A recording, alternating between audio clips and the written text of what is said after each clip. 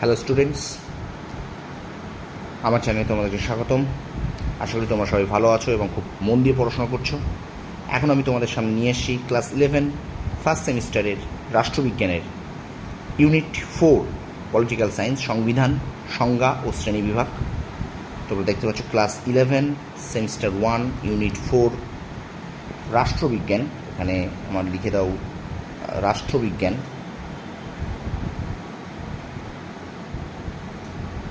যে ইউনিট 4 আছে, ইউনিট 4 যে সংবিধান, সংজ্ঞা ও শ্রেণীবিভাগ, যে ইউনিট 4-এর যে চ্যাপ্টারটি আছে সেটি আমি তোমাদের সামনে তুলে ধরবো এবং খুব সুন্দর করে এই ক্লাসটি তোমরা দেখো এবং আমার দৃঢ় বিশ্বাস এখান থেকে তোমরা আগামী দিনের পরীক্ষায় তোমাদের যে ফার্স্ট সেমিস্টার যে পরীক্ষা হবে এখান থেকে কমন পাবে। চলো শুরু করি।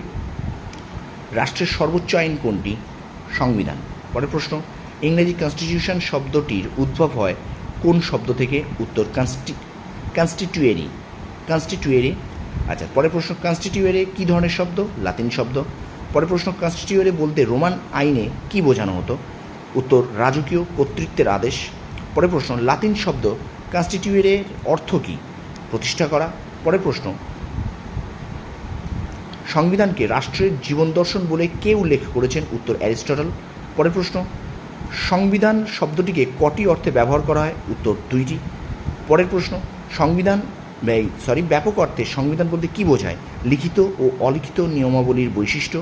পরের প্রশ্ন, সংকীর্ণ অর্থে সংবিধান বলতে কী বোঝায়? লিখিত মৌলিক নিয়মকানুন।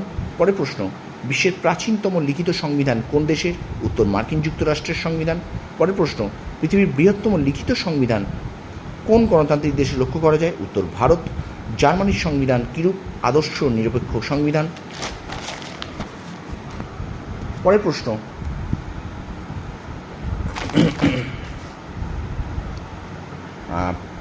আছে দেখো, যে সংবিধান আদর্শের উপর ভিত্তি করে গড়ে ওঠে তাকে কি বলে? নিয়মনিষ্ঠ সংবিধান। পরের প্রশ্ন, সুপরিবর্তনীয় সংবিধানে সার্বভৌম ক্ষমতার অধিকারী কে? উত্তর আইনসভা। সুপরিবর্তনীয় সংবিধানে সার্বভৌম ক্ষমতার অধিকারী কে? আইনসভা। এবার দেখো, অলিখিত সংবিধানের গুণ এবং অলিখিত সংবিধানের ত্রুটি বা দোষ আমরা এটা পড়ব। এটাকে আমি খুব একটা বিশেষ প্রশ্ন আকারে রাখিনি, এটাকে তোমরা জাস্ট মুখস্থ করবে। এখান থেকে প্রচুর প্রশ্ন আসবে, অনেক শর্ট কোশ্চেন এই নোটগুলোর মধ্যে কিন্তু লুকিয়ে আছে। দেখো, অলিখিত সংবিধানের গুণ আর অলিখিত সংবিধানের দোষ বা ত্রুটি। তো অলিখিত সংবিধানের গুণ আমি প্রথম পড়ছি। 1 নম্বর পয়েন্ট আছে, অলিখিত সংবিধানের প্রধান গুণ হলো নমনীয়তা। প্রশ্ন আসতেই পারে, নমনীয়তা কোন সংবিধানের প্রধান গুণ? বা অলিখিত সংবিধানের প্রধান গুণ কোনটি? নমনীয়তা। 2 নম্বর, অলিখিত সংবিধান সহজেই পরিবর্তন করা যায়। 3 নম্বর, অলিখিত সংবিধানকে সহজেই সংশোধন করা যায় বলে দেশের সংকটকালীন বা আপৎকালীন বা জরুরি অবস্থায় প্রয়োজনীয় ব্যবস্থা দ্রুত গ্রহণ করা সম্ভব হয়।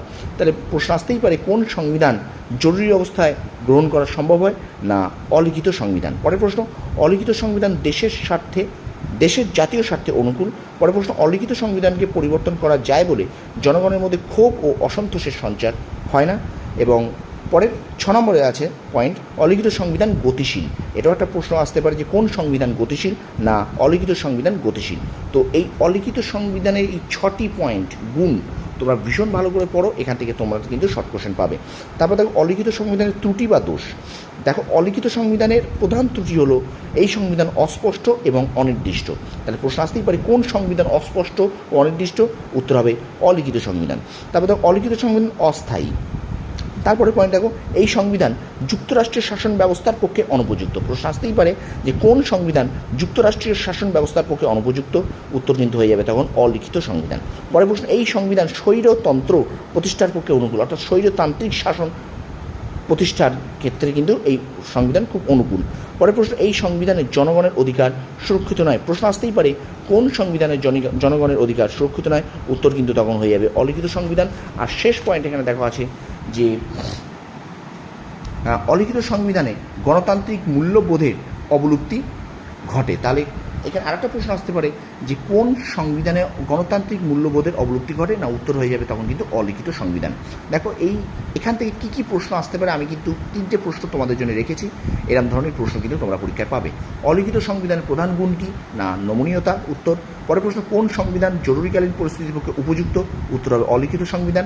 পরের প্রশ্ন, কোন সংবিধান যুক্তরাষ্ট্রের শাসন ব্যবস্থার পক্ষে অনুপযুক্ত, উত্তর হয়ে যাবে কিন্তু অলিখিত সংবিধান। তো স্টুডেন্টস, এই ছিল এখনকার মতো ক্লাসটি।